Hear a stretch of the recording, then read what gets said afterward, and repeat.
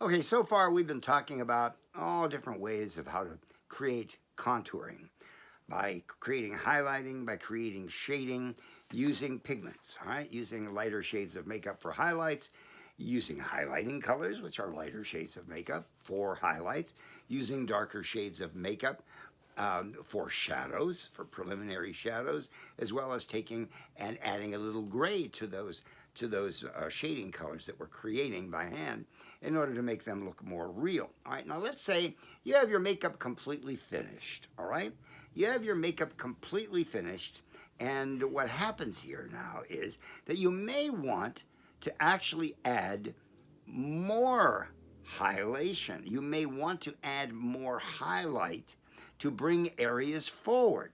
So what do? We're not going to add any more highlighting material. We're not going to add any more shading to create contrast. What we're going to do is we're going to make a decision. And that decision is, do we create contrast, greater highlighting contrast, by the addition of oil or similar products like oil, all right?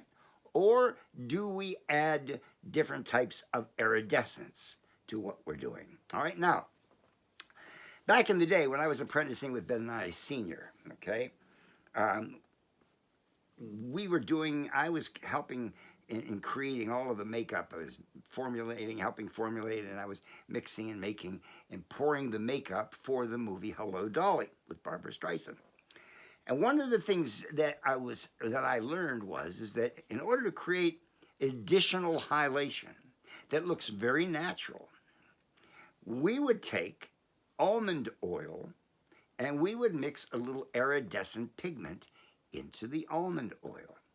And then we would very lightly just tap it on the tops of the cheekbones, and do this real light tapping here, taking a sponge perhaps or even a tissue to pull out the excess oil. And what happens is that the oil and the iridescence worked together to kick more light from those areas, all right, to raise the cheekbones, or to raise the area under the eyebrows, or to raise the area at the top of the nose here, all right?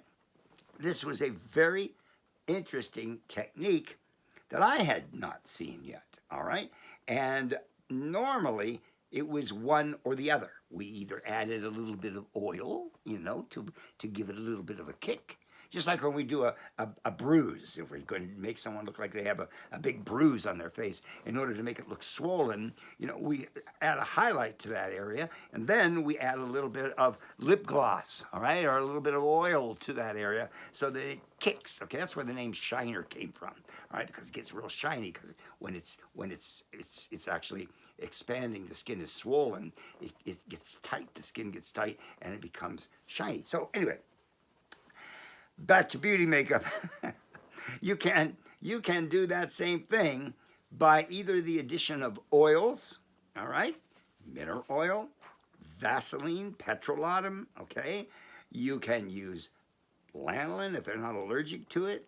You can use any kind of oil that is oily, all right, that has no color in it, that will kick the light, but you can't use too much of it, all right, or it will look oily rather than looking like a highlight, okay? So you have two ways to go there. Now let's say you don't want to put oil on that area, but you want that area to still be shiny, all right? Well, you can simply take and write this down. You're not going to believe this one. And we used to do this on top of bald caps, all right, when we'd make somebody look bald to give it a little natural shine. And, we didn't want to use oil. You take some KY jelly, all right? KY jelly, tiniest little bit, dot it where you want it, all right? Take a white foam sponge and then pat over it. You let it dry. That's the beauty of using the KY jelly, is that you don't have to go back and touch it up and touch it up. It will stay intact because it will dry, all right? So wherever you have highlights, if you want to really kick some light from them, you can add a little tiny bit of KY jelly and just allow it to dry, all right? So you can go with iridescence, you can, and when I say iridescence, we have in my line fantastic products called high tone intensifiers. And there is a bronze high tone intensifier, there is a gold, and there is a pearl. All right. The pearl is used primarily for light skinned people. The gold is used for dark skinned people or light dark skinned people. And the bronze is used for darker dark skinned people. All right. And what are these? These are iridescent powders that are either pearl in color, light yellow gold in color, or they are bronze in color. And you can use them, but ever so slightly, not a lot. You've got to make sure that you don't use too much. Put only the smallest amount. All right, and you'll see that on camera it will really kick those areas. Now, if you want, you can mix that iridescent powder into a little bit of lip gloss, clear lip gloss. We have a lip gloss that we make that is very reminiscent of the old Max Factor lip gloss, the clear natural lip gloss that Max Factor used to make, and in a little pot. And I like ours better. And the thing here is that the lip gloss has a little more of a substantial kind of gumminess to it, and it will grab onto an area. So if you take a little lip gloss with a palette knife, put it on your palette, all right, and then sprinkle a little bit of the iridescence onto it, and then mix it together real well, you can create your own iridescent oil or your own iridescent lip gloss. You can actually do that also to make lip gloss for your lips. All right, so, or for your eyelids, you can take that and apply it to your eyelids for a really great, wonderful, wonderful pop. And by taking KY jelly and mixing the iridescence into the KY jelly and applying that, the KY jelly dries and it won't transfer. Okay, for eye work. All right, so you have to experiment with this. You have to be really good at it. You can't cover the whole eyelid. You have to do like a real little nice line of it above your eyeliner.